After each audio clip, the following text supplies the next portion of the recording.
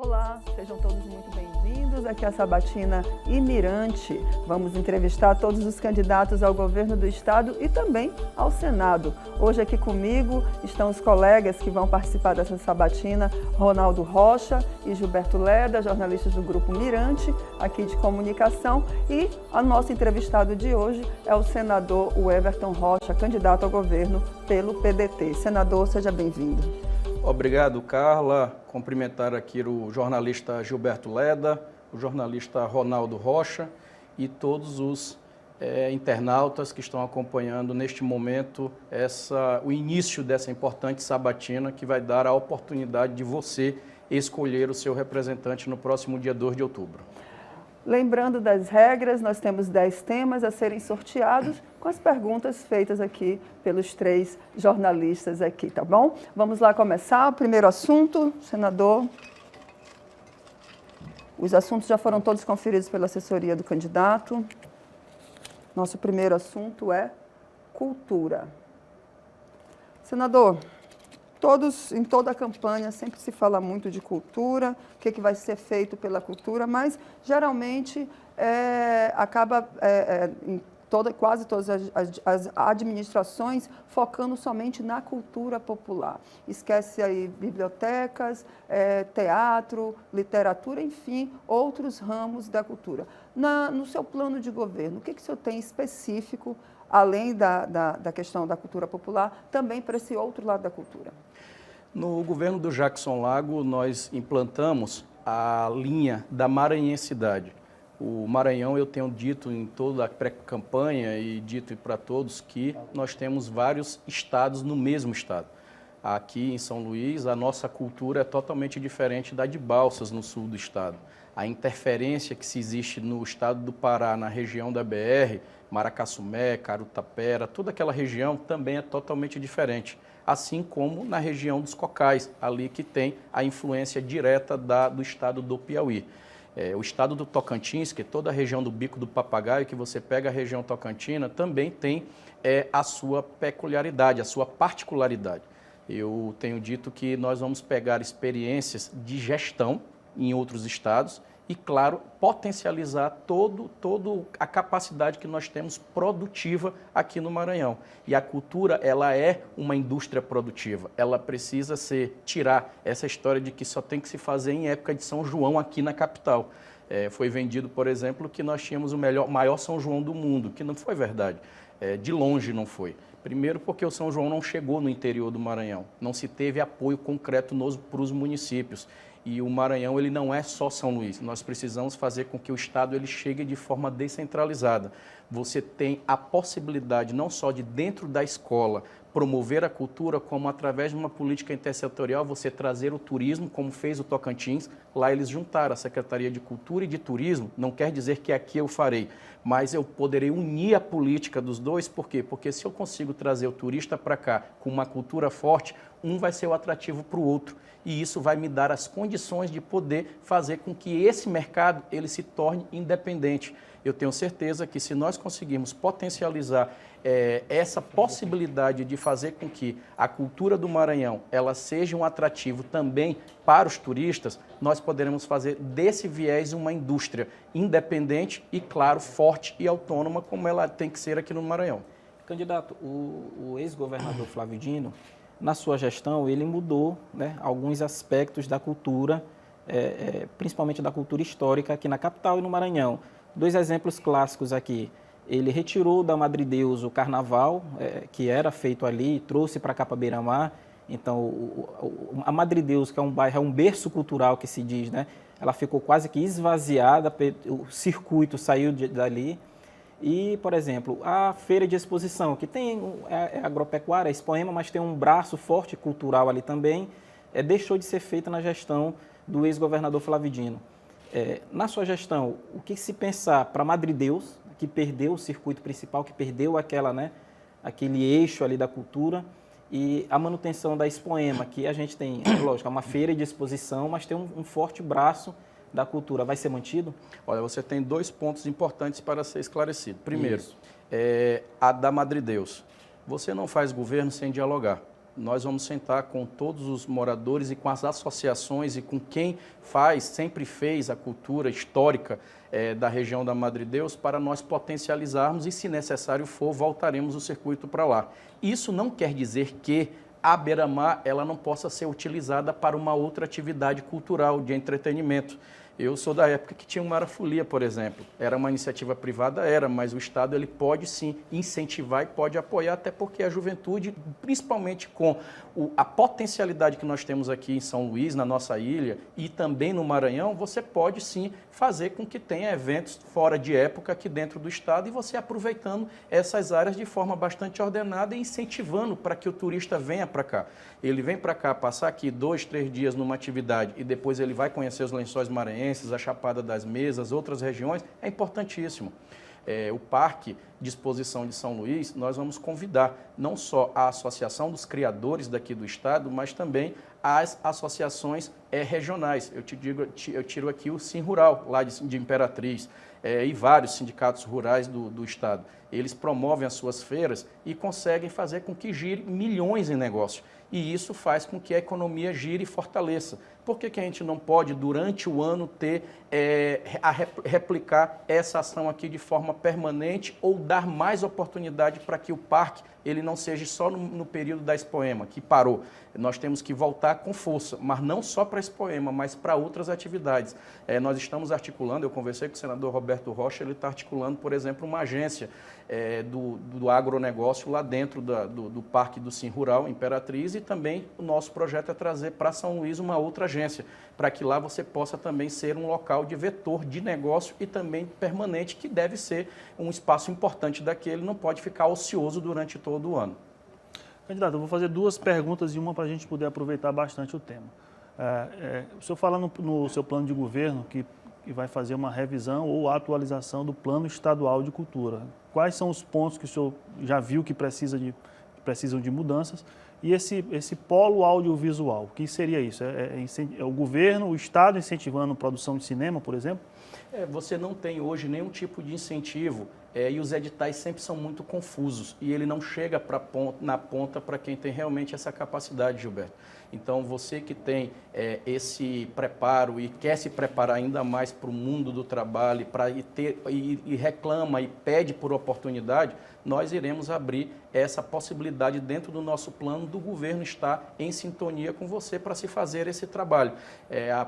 O mercado, a indústria da política pública do mercado audiovisual, ele é fantástico e isso não tem barreiras para ele. Você precisa se sintonizar para este momento. Esta política do Conselho que nós vamos montar, o plano estadual, ele é um plano dialogado com a sociedade civil organizada e com a universidade. Eu, quando fui secretário de Juventude do governo Jackson Lago, nós criamos o Conselho Estadual, o Plano Estadual de Juventude. Era uma meta para os próximos 10, 20 anos das políticas públicas que nós esperávamos para a juventude. O que é esse plano? É fruto do diálogo. Você senta, dialoga, você conversa e aí do que vai ser captado, do que vai ser consensuado junto com todos os atores, você faz com que isso vire lei, um estatuto, uma regra, um norte, para que não vire uma política do Everton ou dos seus secretários. Nós temos que acabar com essa história de que tem que ter um iluminado para resolver o problema. Não se trata disso. Nós temos que ter um articulador para identificar as demandas e para definir quais são as metas para resolvê-las. Então, o meu governo, não só na política de cultura, mas em todos os setores, eu irei reativar e irei também estimular os conselhos. Você tem que ter conselhos setoriais para que você possa ouvi-los e, com isso, você definir as suas metas, assim como eu fiz na minha pré-campanha, Gilberto. Eu quero até aproveitar para pedir para todos os jornalistas que deem uma nova olhada no meu plano de governo que eu reeditei. Houve um erro lá da nossa assessoria técnica e colocaram um outro material que são de consultores. E eu pedi para retirar, já protocolei, já está no sistema o novo plano de governo, que é a minha opinião e a opinião da minha campanha. Ali, o que tinha o primeiro era a opinião de consultores e foi feita uma mistura e, como eu não tenho compromisso com o erro, nós temos total tranquilidade em pedir não só desculpas, mas dizer, já está corrigido e vamos para o rumo certo, que é isso que importa. Isso disponível no site da Justiça Eleitoral, Isso. né? Vamos lá para outro tema, senador. Agora vamos falar sobre saúde. Ok? Senador, um tema que é impossível não se falar dos problemas, principalmente aqui em São Luís, mas que acaba atingindo todo o estado, porque recebe muita gente do estado aqui nos 2 hospitais de urgência e emergência que tem, Socorrão 1, Socorrão 2.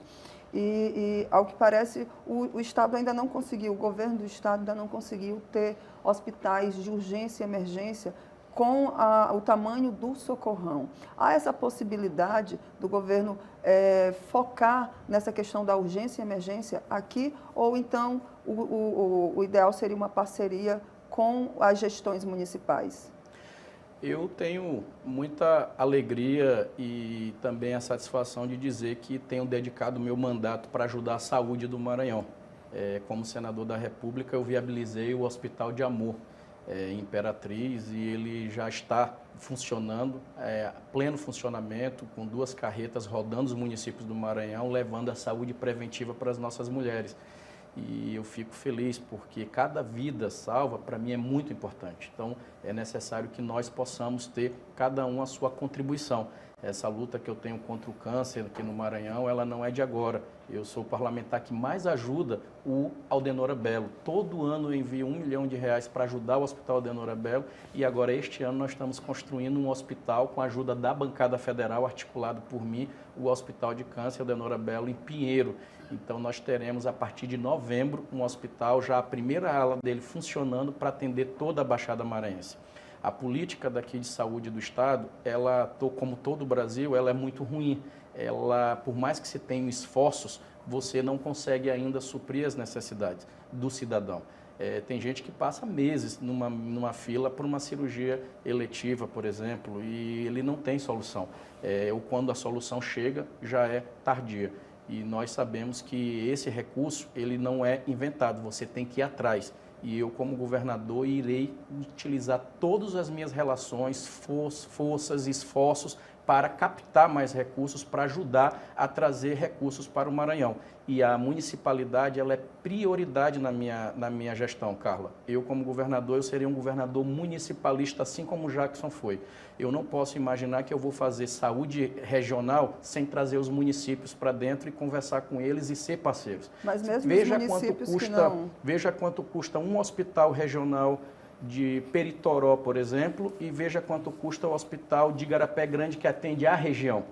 O prefeito de Igarapé Grande, ele não atende só o município de Igarapé Grande, ele atende os 13 municípios da regional do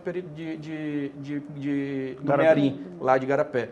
Então, quanto é que custa esse hospital de lá, de Igarapé, por mês, e quanto é que custa de Peritoró? Então, hoje, o custo dos hospitais do estado são muito mais caros. Aliás, as obras do estado sempre é mais cara. Você chega no município para construir uma praça, o prefeito faria ela muito mais barata, e essa praça, quando chega lá já licitada, ela chega num valor muito mais alto do que o local. Então, você tem condição de fazer em parceria. E a minha ideia é justamente essa, é regionalizar e fazer com que haja parceria com os municípios para nós enfrentarmos esse grande problema. Você falou bem corretamente. O Socorrão recebe mais de 50% dos seus pacientes ainda são pacientes oriundos vindos do interior do estado. Aí você falou em municipalidade, mas essa relação, ela vai ser de fato mesmo tendo diferenças políticas?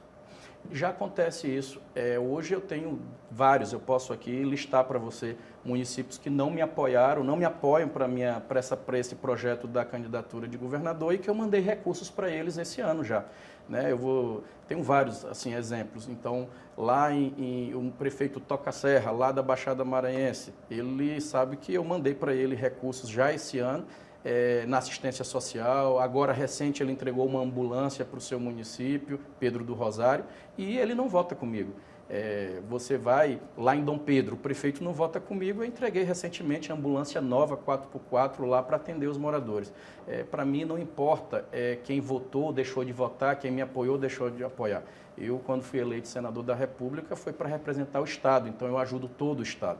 E como governador eu ajudarei todos os municípios. O doutor Jackson, eu uso como referência, quando ele era governador, eu nunca me esqueço, Carla, e Gilberto e Ronaldo, ele foi em Timon. Lá em Timon, como governador eleito, ele sempre teve a relação histórica com um grupo que me apoia lá, que é o Grupo Leitor, do Chico Leitor e Luciano. E hoje a prefeita Dinaí. Dr. Jacques, como governador do estado, ele chegou em Timon e disse ao Chico, Chico, a primeira coisa que eu vou fazer em Timon, como governador do estado, é ir à prefeitura de Timon. Na época, a prefeita era Socorro Aquim, que não me apoia, ela pode confirmar o que eu estou dizendo. E o Jackson foi, de forma institucional, visitar a prefeita. Depois ele fez a sua agenda política com o seu grupo, mas ele visitou ela para mostrar que sabia dividir e que isso era o respeito. Como é que eu vou entrar num município sem conversar com o prefeito, sem conversar com o chefe do município? É o chefe de um poder, né, do executivo municipal. Ele foi eleito para representar aquele município. Então não cabe a mim fazer bico ou dizer que eu gosto ou não gosto dele. Na hora que eu não atendo bem, eu estou desprezando a cidade, o cidadão daquele município e a cidadã. E coisa que eu não faço e não farei. Senador, por falar em saúde e municipalismo, eu fico preocupado também com a questão da destinação correta dos recursos, porque muitas vezes parece que não há fiscalização.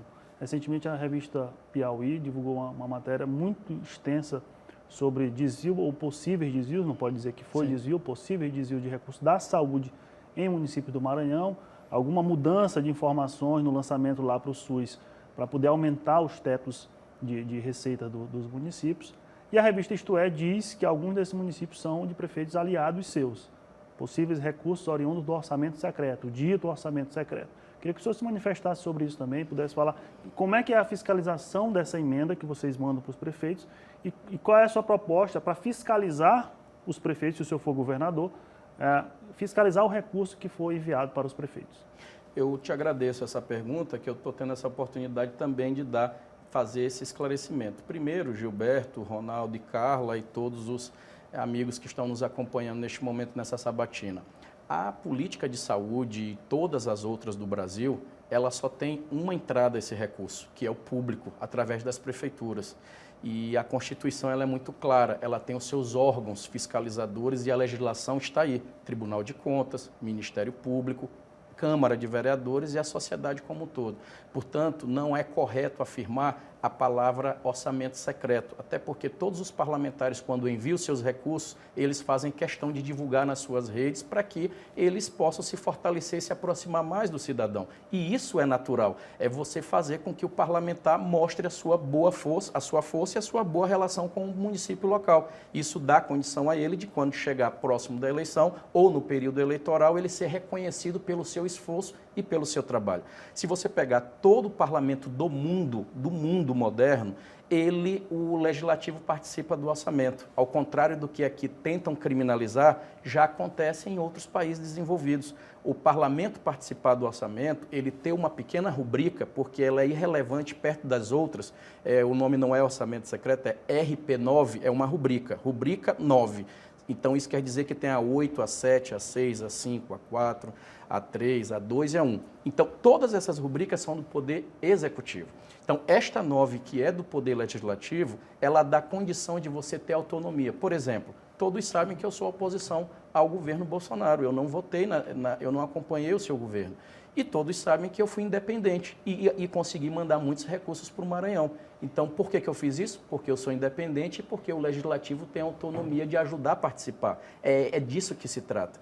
Eu aproveito também para dizer que as revistas aqui citadas, no caso da Piauí, elas em momento algum foram lá no hospital, por exemplo, de Igarapé Grande conhecer. Lá ela passa a sensação de que o município sozinho, de 17 mil habitantes, recebe aquele dinheiro para cuidar só daquela cidade, que não é verdade. A Igarapé Grande, como eu usei como referência, é referência na região. Todos os municípios aqui, até os que não votam conosco, sabem que o município de Igarapé Grande atende a região. No momento da pandemia, o momento mais difícil que nós vivemos, faltou oxigênio, vocês se lembram disso. Tinha um problema de oxigênio. E lá em Igarapé Grande já tinha fábrica de oxigênio no hospital. Então, as ambulâncias dos outros hospitais iam lá, pediam para encher os seus tanques de oxigênio para poder ajudar a salvar vidas. Então, é disso que se trata. A boa aplicação, a gestão e a fiscalização, como acontece com todos os órgãos. E aproveitar que outros sites também falaram dos orçamentos secretos que são orçamentos destinados do governo do estado para os municípios agora no apagar das luzes do prazo vedado. Foram milhões e milhões divulgados na imprensa para vários municípios alinhados ao governo Brandão. E chegaram lá, qual foi o critério? Há alguma fiscalização? O Ministério Público tem que se pronunciar, até porque ele não pode ser seletista, falar apenas dos municípios que são contra o governo Brandão. Tem que ser também todos, então tem que ter paridade. Você, quando vai fazer uma fiscalização, você sorteia critério de habitantes, região, e faz o sorteio e vai lá de forma independente e transparente, que é isso que nós esperamos dos nossos órgãos de controle. Candidato, sempre em toda eleição uma discussão a respeito de concurso público, né? A saúde é um tema que sempre é discutido aqui no Maranhão, porque há muito tempo não tem concurso. O ex-governador Flávio Dino prometeu fazer um concurso, disse que realizou, mas na verdade foi um seletivo, não foi um concurso público. No seu plano de governo há previsão para concurso? Você já prevê? E há uma outra situação também, junto com esse tema do concurso público, houve recentemente a instituição do Piso Nacional da Enfermagem. E há dentro da categoria uma certa ansiedade e temor de demissões, uma vez que municípios e estados alegam que não tem previsão orçamentária para bancar esse piso salarial. A respeito disso também, na sua gestão, uma eventual gestão Everton Rocha, o enfermeiro, o técnico de enfermagem, esse quadro ele vai ser reduzido para que seja bancado esse piso, ou há previsão orçamentária para se manter todo o quadro de funcionários, servidores? Eu quero te agradecer, Ronaldo, pela oportunidade e parabenizar todos os profissionais da área da saúde, e em especial os enfermeiros, técnicos em enfermagem e as parteiras. Eu fui um dos articuladores no Congresso Nacional para ajudar a votar o PL e a PEC, que agora está valendo, e eu tenho certeza que essa valorização e esse reconhecimento, ele tinha e tem que ser dado a todos esses profissionais. Eu sempre disse, não adianta ficar só batendo na porta da sacada do apartamento, uma salva de palmas por esses profissionais que colocaram todas as suas vidas aí em risco durante o momento mais difícil que nós vivemos, que foi a pandemia. O Brasil foi o país que mais perdeu profissionais de saúde durante a pandemia, foi o nosso país. Então, nós precisamos, claro, dar esse reconhecimento a eles, como todos os servidores públicos. Há um erro gravíssimo e eu, como parlamentar, tenho feito essa defesa pública de que é um erro você querer criminalizar o serviço público. Parece que quem é servidor público é privilegiado. Está errado.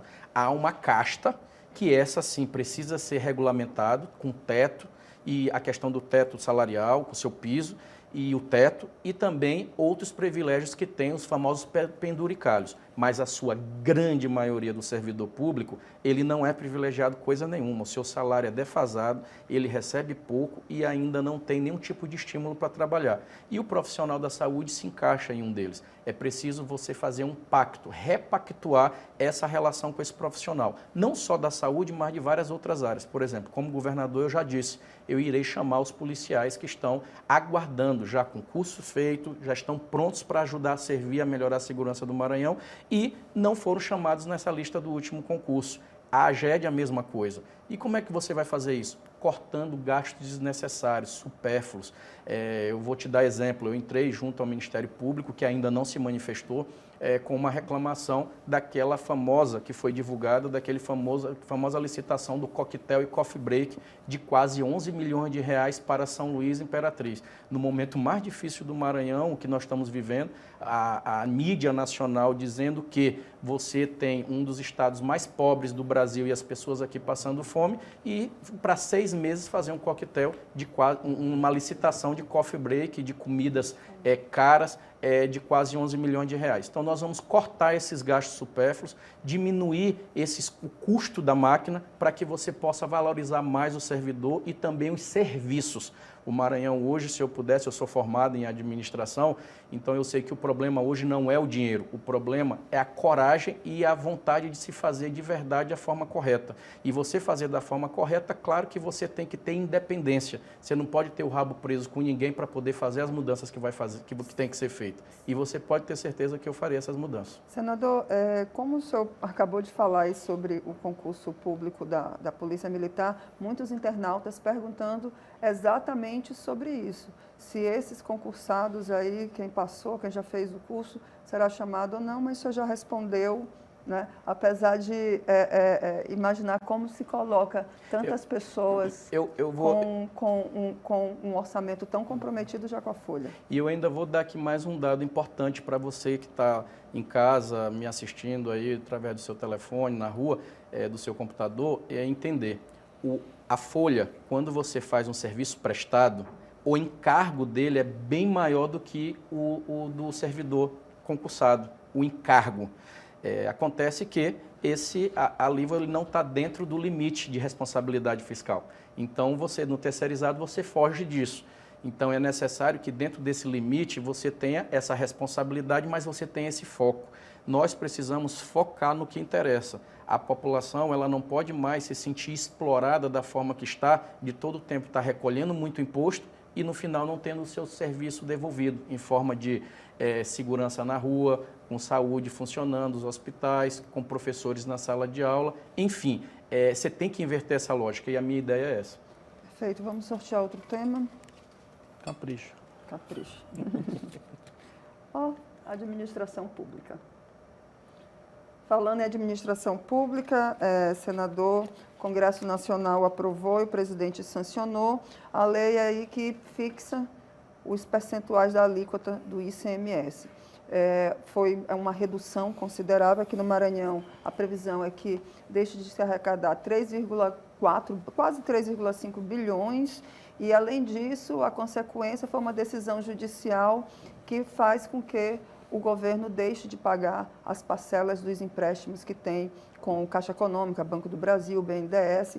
Deixa de pagar agora, né? Deixa de pagar agora. Mas tudo vai cair no colo do próximo governador. Isso. Como o senhor está pensando em trabalhar com um orçamento menor e com contas a pagar? Porque esses empréstimos eles não vão voltar como eram antes, vão estar bem maior. É importante esclarecer para população, Carla, que mais uma vez, se utilizando da boa-fé do judiciário, o governo Brandão ele induziu uma decisão que, ao meu ponto de vista, ela não foi uma decisão acertada. Essa decisão, onde a Justiça suspende essa parcela do mês de julho agora do Bank of America, de quase 300 milhões de reais, alegando justamente essa possibilidade de ter perca na receita, ela não foi correta, não é verdadeira e honesta com o judiciário. Primeiro, porque para você pagar uma conta no mês de julho, só para você que está me assistindo compreender, essa conta, essa dívida com o Bank of America, que é a maior que nós temos, ela é de 6 em 6 meses a parcela. Portanto, desde janeiro, o governo já está aprovisionando esse recurso para pagar essa parcela no mês de julho. Então, ele já tinha esse dinheiro em caixa. Então, não dá para dizer que ele deixou de ganhar, porque o governo daqui do Maranhão, diga-se de passagem, foi um dos últimos a aderir à política da redução do ICMS. Vários estados do Brasil fizeram através de decreto. E aqui, para ganhar tempo e também para ganhar mais dinheiro, eles fizeram, além de ter demorado, fizeram via projeto de lei para que pudesse perder mais tempo na Assembleia Legislativa, coisa que não era necessário, repito, porque vários estados fizeram através de decreto imediatamente. Então, se ele tivesse que pedir à Justiça qualquer tipo de alongamento dessa dívida, não seria para a parcela de julho, seria para a parcela de dezembro, porque o efeito dessa possível falta de receita seria para o próximo semestre e não para o que passou. Então, primeiro, que não houve honestidade do governo em tratar esse assunto com o judiciário. Segundo, essa parcela, como foi bem falado, de julho agora, vai ser para você, cidadão, cidadã, e para o próximo governo pagar. Eu espero que, como governador, eu, com a minha especialização, que é administração pública, eu sou formado em administração com gestão pública, eu vou ter esse esforço e, claro, esse trabalho, essa meta de honrar a dívida, até porque, para você que está me assistindo, se não pagar, o Estado é obrigado a ser recolhido. A União recolhe o dinheiro do Fundo de Participação do Estado. Ou seja, tem que pagar de qualquer jeito. Não é dizer, eu não pude pagar hoje, eu vou pagar o dia que eu puder. O fundo garantidor dessa dívida é o Fundo de Participação do Estado, que é o dinheiro principal que vem para o Estado do Maranhão para pagar a folha dos serviços e também fazer o custeio, que, aliás, o custeio do Maranhão ele é inacreditavelmente alto, é inacreditável, é muito alto. Só para você ter uma ideia, quase 2 bilhões de reais só a máquina do Maranhão, tirando o Legislativo e tirando o Judiciário. Então é preciso dar uma enxugada, é preciso você ver onde é que foi gasto a mais para você poder resolver problemas. Por exemplo, o ferryboat. O ferryboat é problema de gestão pública, é prioridade, é planejamento. Eu, como governador, eu vou dar um ponto final e vou encarar esse problema para resolver essa imoralidade, essa falta de respeito que se tem hoje com o cidadão da Baixada. Hoje você tem vários problemas como as estradas do Maranhão e as federais. Como governador, eu vou, no próximo presidente, pedir ajuda para o Maranhão para poder resolver o problema das nossas estradas federais e, claro, irei articular para que nós possamos reestruturar as nossas estradas estaduais, dando condição do cidadão ir e vir.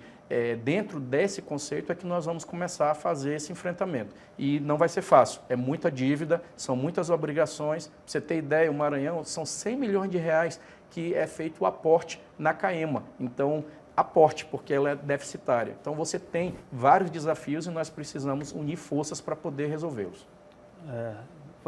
Continuando nesse tema aí da dívida, eu quero fazer um comentário antes de fazer a pergunta. Eu concordo discordando com essa história do pedido da suspensão, porque, na verdade, quando o Estado diz que tem perda de receita, ele tem uma perda numérica na receita do combustível. Mas o cidadão que gastava R$1.000 por mês, por exemplo, que já é um valor alto de combustível, vai estar gastando agora com essa redução uns 700, 750. Ele não vai guardar 250 debaixo do colchão, ele vai comprar leite, ele vai comprar carne, isso também gera ICMS. Então, na verdade, todo o dinheiro vai continuar gerando ICMS. A perda não é essa que os estados estão dizendo. Mas sobre essa história de ICMS e redução de impostos, eu vi que no seu programa de governo tem uma proposta. Aí me corrija se essa é a proposta real ou se é a dos consultores, tá? Foi a que eu vi semana passada, que fala em redução de incentivos para empresas em instalação e para empresas em expansão. E, na minha modesta opinião, isso é uma proposta que vai contra o desenvolvimento econômico. E você vai dificultar a iniciativa privada que gera emprego, que gera renda. Então, assim, de um lado você pode achar que o Estado vai arrecadar mais porque eu vou diminuir as isenções para essas empresas. Mas e o poder gerador de receita dessas empresas, de gerador de emprego, de renda, inclusive de impostos para o Estado? Ou seja, em outra ponta, esse imposto que é dado de forma de isenção, ele vem por outro lado para o Estado. Gilberto, a legislação, a Constituição Federal, ela não te permite fazer reforma fiscal, mas ela te permite, de acordo com a sua região, você poder modelar isso. Por que a política fiscal do Ceará, da Bahia, está dando certo e aqui no Maranhão nós estamos com essa sensação todo o tempo de que se está apertando muito, está cobrando muito. A galinha tem condição de botar 6 ovos num determinado período e estão pedindo para ela colocar 9, 10. Uma hora ela vai morrer e vão botar a culpa nela, e não é nela. Então você precisa trazer novos investidores, você precisa estimular os empreendedores para que essa roda possa girar de forma mais fácil. Vai diminuir a isenção, e como é que você vai fazer isso? Como que você vai fazer isso? Primeiro, acabando com o privilégio. Hoje há uma sensação clara, se você for em qualquer comércio aqui de São Luís ou do interior do Maranhão, Gilberto, há hoje uma política diferenciada que não é justa com o pequeno comerciante. O pequeno comerciante hoje, na maioria dos seus produtos, ele paga 17% de imposto. E tem gente grande no Maranhão que paga só 2,5%. Isso não é incentivo para gerar mais emprego e botar mais dinheiro aqui dentro. Isso é estímulo a você fazer uma política predatória e acabar com os médios e pequenos.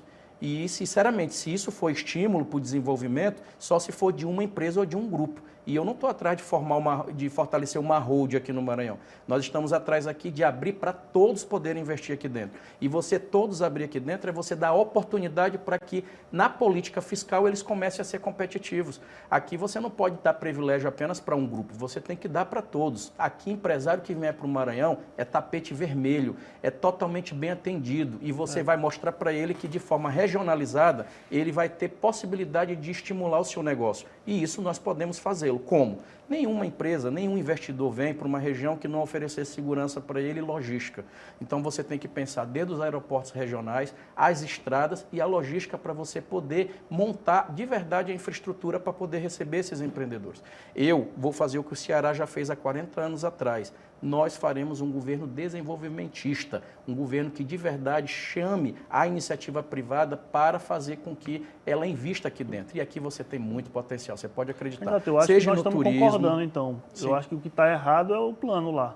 Não, o plano está não. dizendo que vai retirar, vai diminuir as isenções aonde for necessário. para Porque, empresas veja em só, instalação ou em expansão. Não, aonde for necessário. Você tem que fazer o seguinte, qual é a lista de incentivos que você tem hoje no Maranhão? A, B, C, D, E, F. Esses incentivos do A, B, C, D são importantes? Se mantém, porque para isso que funciona o Conselho. Eu não vou fazer política de decreto para dizer, ó, hoje você vai pagar mais imposto ou deixar de pagar. Esquece, eu acabei de falar que eu não vou fazer nenhum governo trancado em 4 paredes. Eu vou ouvir os comerciantes, ouvir os especialistas da área para que juntos a gente diga, ó, essa política aqui nos outros estados de incentivo está dando certo, então vamos melhorar aqui. Aqui, isso aqui não dá certo. Então, nós não vamos fazer porque já não dá certo. Você não precisa inventar, você precisa ver o que de verdade está acontecendo nas outras regiões. Eu vou te dizer aqui, por exemplo, no meu governo, eu irei zerar o imposto estadual na cesta básica, nos produtos da cesta básica. É importante, no momento de fome, você tem que fazer esse esforço. E esses produtos da cesta básica, eles precisam ser zerados para você fazer com que esse produto chegue mais barato na mesa do consumidor. Everton, como é que você vai fazer isso? Com muita gestão, com muito arroxo, mas, claro, com muita inovação. É preciso você fazer diferente. Por isso que eu estou aqui, porque eu tenho, Gilberto, sem dúvida nenhuma, coragem de virar a chave. E você pode ter certeza que eu vou virar. Candidato, o Maranhão hoje ele está no limite da lei de responsabilidade fiscal, principalmente no que diz respeito ao gasto com o servidor, né? Com o pessoal, quadro com o pessoal, gasto com o pessoal. De forma prática, como resolver esse problema que tem se agravado, principalmente aí nos últimos 5, 4 anos?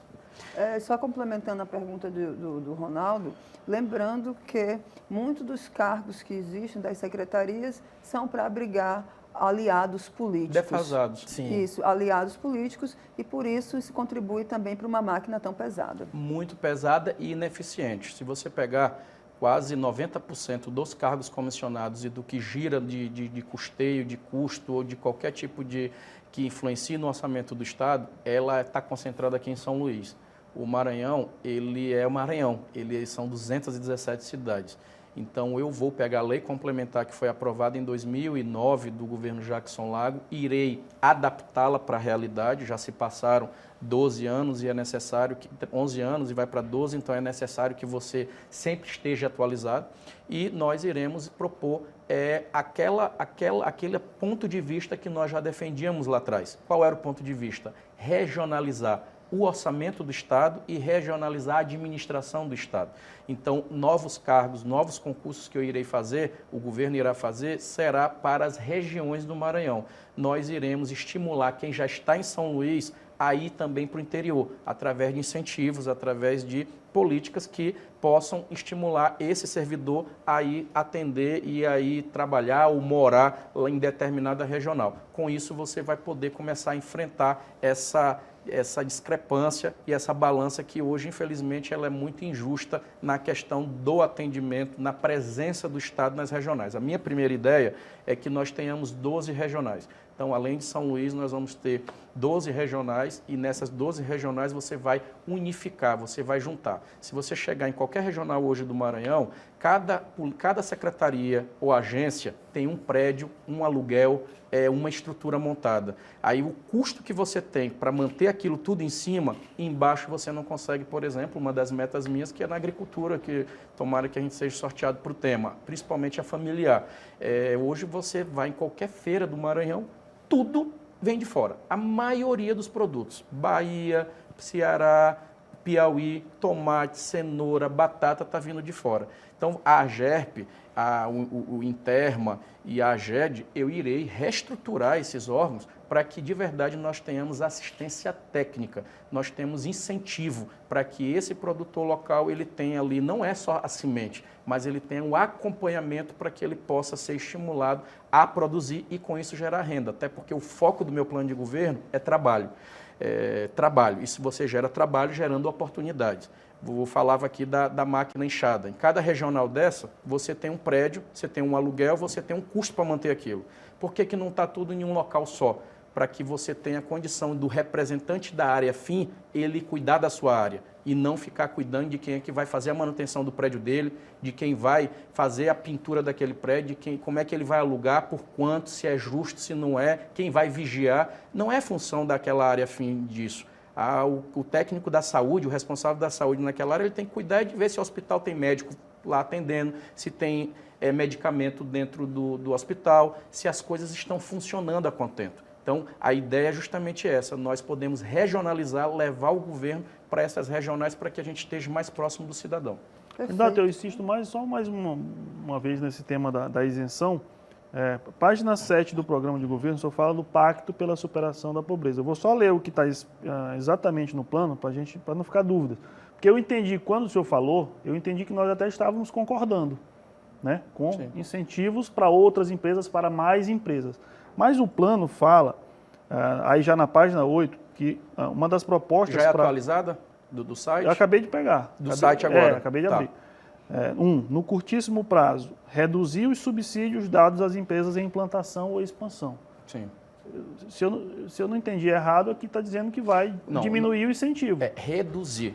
Vocês não estão falando em acabar e muito menos diminuir, em não estimular. Quando eu digo se reduzir é o quê?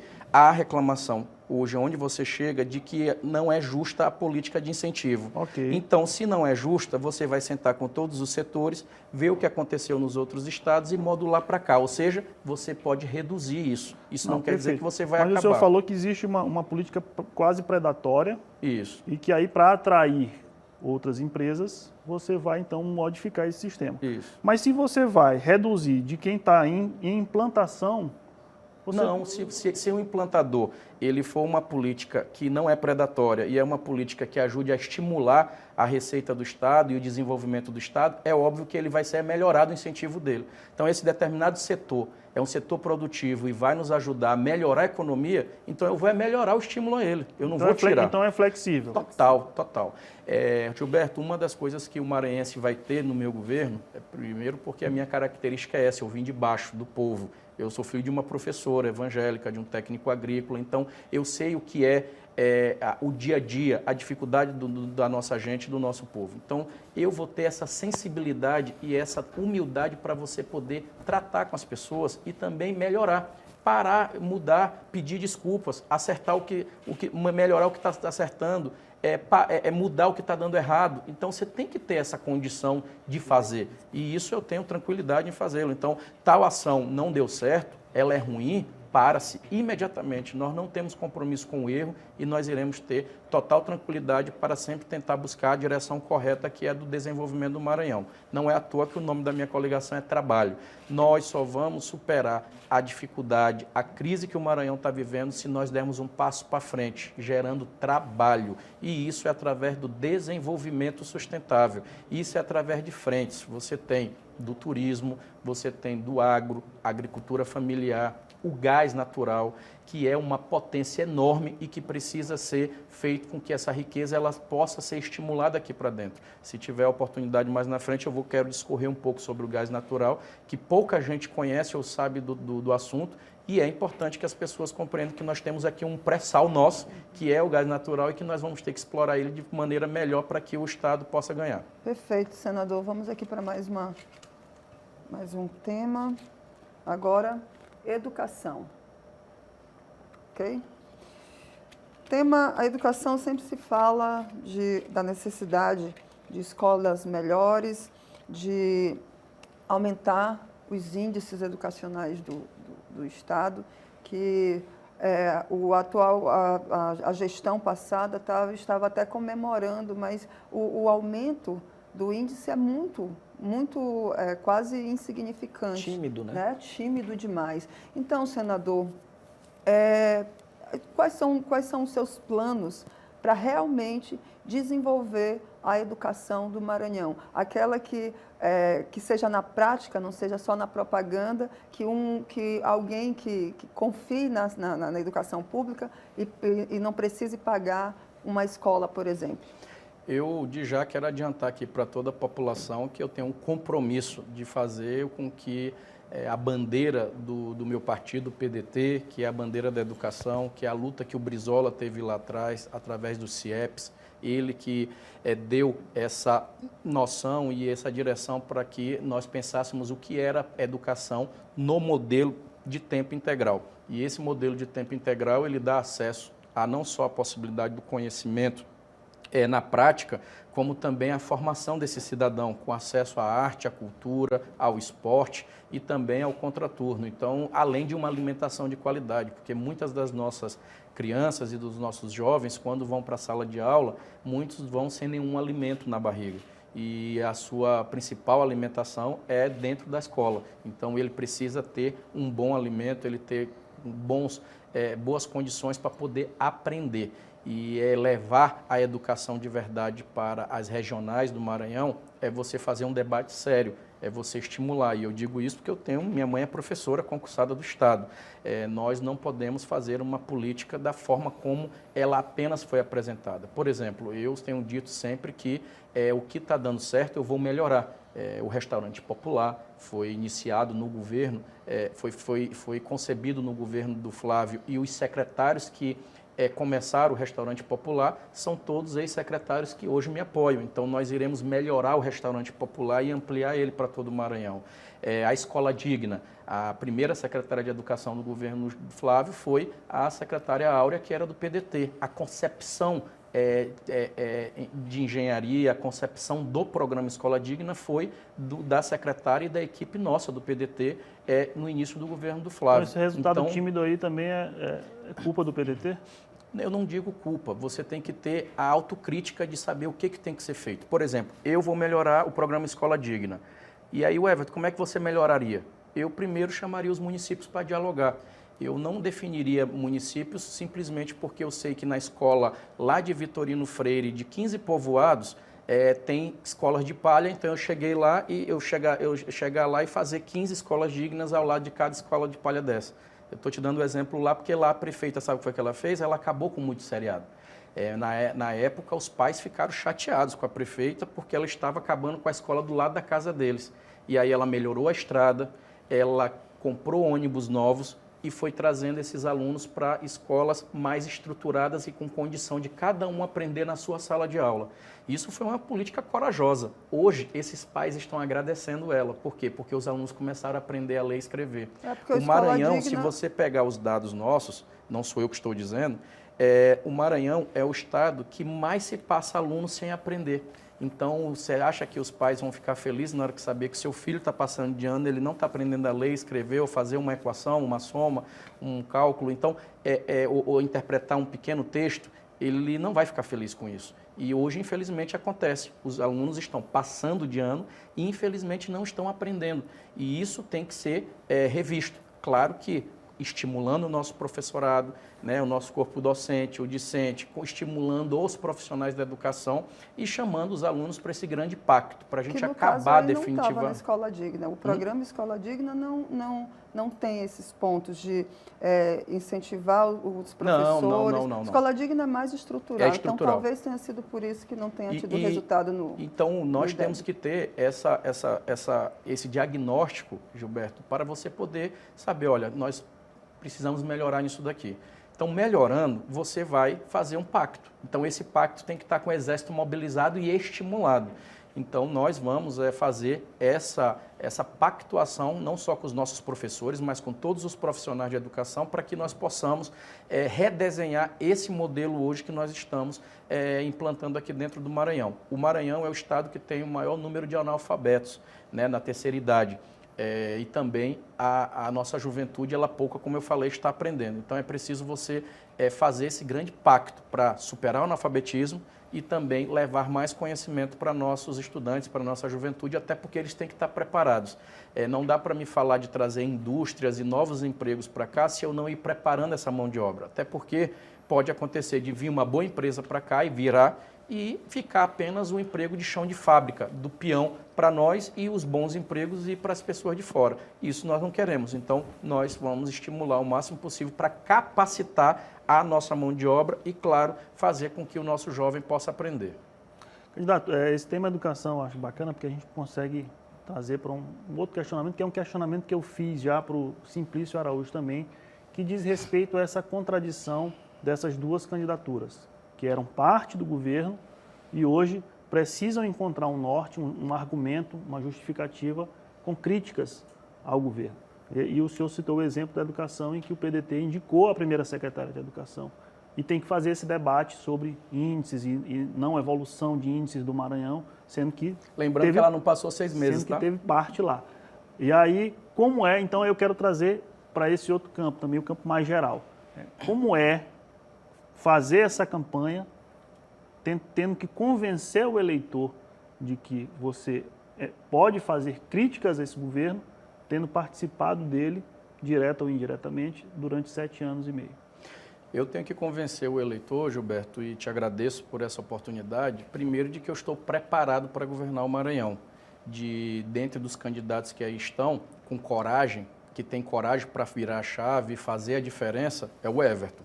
Eu conheço o Maranhão do norte ao sul, do leste ao oeste, os 217 municípios, e não é de passar neles, é de ir neles e conhecer as pessoas nos municípios. Primeira coisa, você não vai reformar uma casa se você não conhecê-la. Então você precisa entender como é que funciona essa casa, conhecê-la fisicamente para você compreender o desafio que você tem. Eu tenho hoje a experiência de deputado federal e senador da República. Tenho essa possibilidade real de representar a nossa população com muito trabalho, como eu tenho feito durante o nosso mandato, lutando pelo auxílio emergencial, como eu votei pelos R$600, lutando por uma boa educação de qualidade, ajudando no Plano Nacional de Educação. Eu recebi essa semana, antes de protocolar o plano de governo, o representante do movimento Todos pela Educação, e esse plano de governo está modulado e contempla o movimento Todos pela Educação, onde nós teremos a tranquilidade de receber as sugestões deles, e temos também uma grande frente ampla. Então, essa frente ampla que ela participa e que eu lidero neste momento é para mostrar para o maranhense que eu estou aqui com representantes de várias correntes e matizes ideológicas. Isso quer dizer que eu tenho a capacidade de liderar uma frente, inclusive de pessoas que pensam diferentes. Então, quando você consegue superar as diferenças e mostrar que o problema maior não são os projetos pessoais, mas sim a pobreza e a falta de emprego que nós iremos enfrentar, tudo fica mais fácil. Então não há contradição. O que há é democracia, e na democracia você tem que ter o livre-arbítrio, você tem que ter a possibilidade real de escolher o seu caminho. Nós, em nenhuma aliança, você faz ela dando cheque em branco, dizendo que você é obrigado a todo tempo concordar e baixar a cabeça. Eu já venho discordando do grupo que eu fazia parte já desde a eleição municipal, quando nós decidimos apoiar o Braide para prefeito no segundo turno. Ali já houveram retaliações e já não houve mais sintonia. Já estava clareado a falta de sintonia. Agora, nessa decisão que houve, também ficou muito claro para mim. O grupo que eu fazia parte não queria um novo líder, eles queriam uma marionete. E eu não sou marionete de ninguém. Então, isso me dá a condição e a independência, como eu sempre tive, de manter onde eu sempre estive. Se você for ver, eu não saí de lugar nenhum. Eu continuo no mesmo lugar. PDT, a vida toda. O meu lado foi a vida toda. Eu não fiz campanha dizendo que o maior adversário do Maranhão era o Grupo Sarney e agora eu me aliei a ele, por exemplo. Não, eu mantive aqui no meu mesma linha, recebendo mesmas convicções, que é o diálogo com a população do Maranhão. Então, quem saiu daqui, Gilberto, não foi eu, você tem a certeza. Mas teria sido diferente se o Flávio Dino tivesse escolhido o senhor? Seria para ele, porque ele estaria aprendendo a ouvir e admitir que tinha erros que precisam ser corrigidos. Se você não tem a capacidade de admitir que está errado determinadas ações e que precisam ser melhoradas, como é que você vai pedir para o seu estado ser melhor e também para você ser melhor? Vocês são pais, vocês querem que seus filhos sejam melhor que você. Você fica orgulhoso quando o seu filho vem e fica melhor. Então, como é que amanhã é o governador? Eu não vou querer que o próximo governador seja melhor que eu. Isso é um círculo virtuoso, isso é bom, isso não tem problema nenhum. É a política de quem fez melhor. Lá no Ceará foi assim, desde o Tasso até o Grupo Gomes. é quem é que está trabalhando mais, quem é que está trazendo mais oportunidade.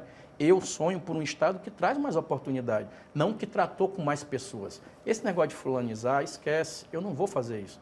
Por exemplo, eu nunca votei no Grupo Sarney, você sabe disso. Mas eu acho que o programa, eu tenho certeza e convicção que o programa Primeiro Emprego foi muito bom. Eu, como governador, eu irei reeditar o programa Primeiro Emprego da Rosiana. Por quê? Porque foi bom. Então não se trata de quem foi que fez, se trata se foi bom e se está dando certo. E o que não está dando certo se muda, se vai atrás de acertar. E é isso que eu vou fazer. Candidato, eu vejo que o senhor tem uma inspiração aí no estado do Ceará, né, para trazer propostas de desenvolvimento para cá, né? Agora, em relação à educação, nós assistimos um problema muito grande. Lá é uma referência. Muito grande aqui no Maranhão, durante esse período de pandemia, problemas básicos de falta de desenvolvimento tecnológico, falta até de internet, para se chegar, por exemplo, ao ensino remoto e os estudantes tivessem acesso a esse conteúdo. Depois conseguiu se resolver isso, mas passou mais de um ano aí, né, com esse problema grave. O seu plano de governo, ele inclui algum projeto, sistema, enfim, desenvolvimento tecnológico para a educação estadual do Maranhão, para que problemas básicos como esse que nós assistimos na pandemia não voltem a acontecer? Na nossa pré-campanha eu falei muito e quero aqui afirmar, não só no plano de governo, mas como meta do próximo governador, o Everton, que a internet, ela para mim é um item básico da cesta básica. Tá? Faltava pacote de internet, por exemplo, para fazer esse acesso ele remoto é aqui. O professor, imagine para o aluno. Exatamente. Então, ele é um item, para mim, de cesta básica, a internet. Nos tempos de hoje, não dá para falar em desenvolvimento, você não tem como falar de oportunidade se você não tiver acesso à informação. Então, a internet, o Ceará foi referência também aqui no Nordeste. Eles fizeram lá o cinturão digital.